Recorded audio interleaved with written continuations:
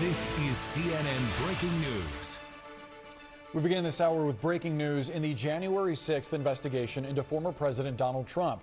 Special counsel Jack Smith plans to present evidence at Trump's trial next year that his continued support for U.S. Capitol rioters shows he intended to inspire violence on January 6th as part of a conspiracy he led to overturn the 2020 election. Let's get more now on this with CNN's chief legal affairs correspondent Paula Reed and former federal prosecutor Renato Mariotti.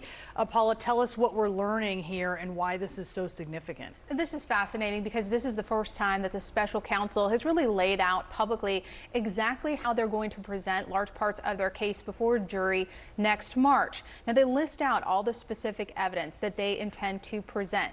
At a high level, they're going to argue that, look, since January 6th, former President Trump has continued to show public support for the Capitol rioters. For example, he has suggested that if he is reelected, he could offer them pardons. He has called them, quote, hostages. And prosecutors argue that this shows that he conspired to incite violence. They say that this shows motive and intent to commit federal crimes. And then they continue to go down a list of other specific pieces of evidence they want to present.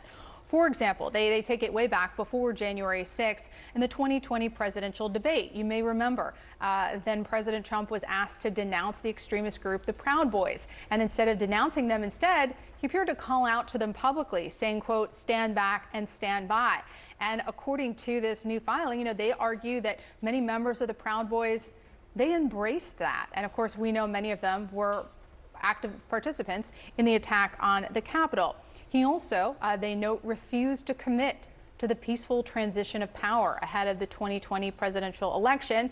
And then prosecutors say, look, after the election, he was putting pressure on state officials and attacking anyone who refused to agree that there was fraud in the election, including his then Vice President Mike Pence. And they point to the fact that people who he identified were subject to attacks and harassment. And one last thing that I thought was interesting is they take it all the way back over a decade to 2012, and they say, look, he has a long established pattern of claiming fraud whenever there was an election result he did not like. Now, this is effectively putting the former president and his lawyers on notice about what they want to present in their case, but it does have to be approved by the judge overseeing this case, Judge Tanya Chutkan.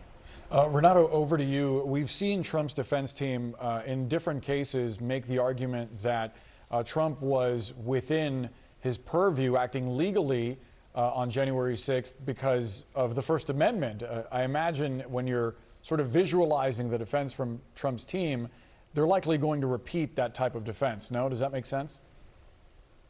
Absolutely. And that's exactly why we're seeing the special counsel look at this evidence, because the defense has to be, if you're on the Trump team, that he just made a speech, a constitutionally protected, First Amendment protected speech, and was shocked to learn that people were engaging in violence and attacking police officers and storming the Capitol and destroying property. That was surprising to him. He didn't intend for them to do those things. And what the evidence that the special counsel is going to present is going to show is that despite that, Trump hasn't distanced himself from these people.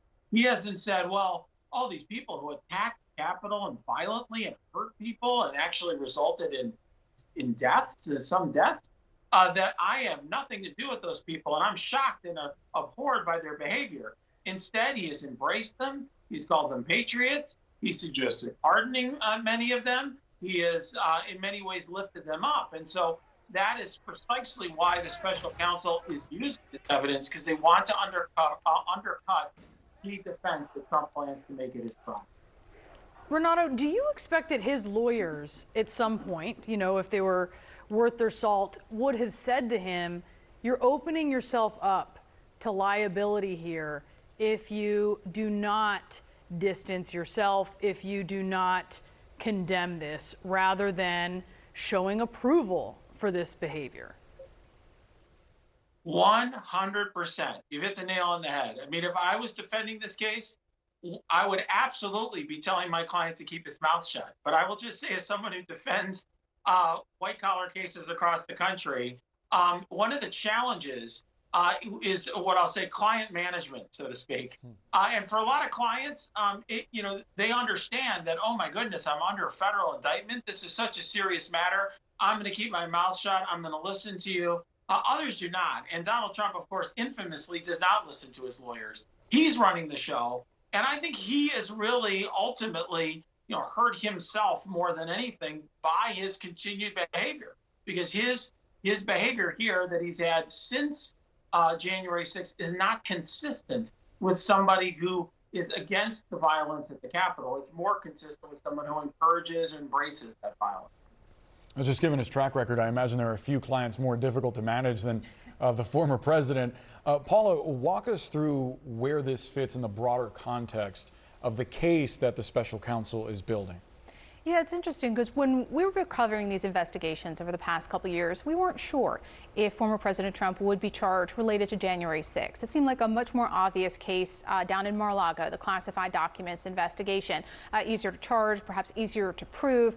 But here we're getting a better understanding of exactly how prosecutors intend to support their case. And of course, this is going to be the first federal criminal case in a series of two. Then subsequently, he is scheduled to go to trial on the Mar-a-Lago documents case as well. So here they're laying out exactly how they're going to present this to a jury. As I noted, they're going to go all the way back over a decade, right back to 2012, and lay out how he has a pattern of claiming fraud when he doesn't like the outcome of an election. They're going to talk about the statements that he did and would not make ahead of the election, what he did following the election. They're going to lay out this pattern of behavior, and they argue that particularly this support, this continued unrelenting support for the Capitol attackers, that this all helps support their argument that he is engaged in multiple conspiracy counts and, of course, these efforts to obstruct an official proceeding. So this is a really interesting insight into what we're going to see when this case goes to trial in March. Renato, as Paula was saying, this is up to Judge Chutkan if she's going to allow the prosecution to proceed with this. Any indications to you of which direction she'll go?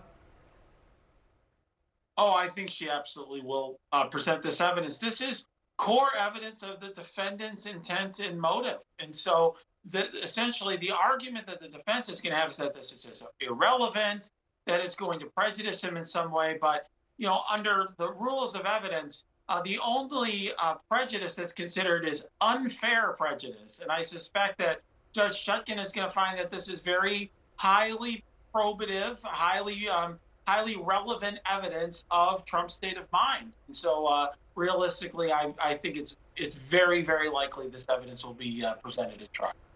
Adding a very big new twist to all of this. Renato, Paula, thank you so much to both of you. We do appreciate it.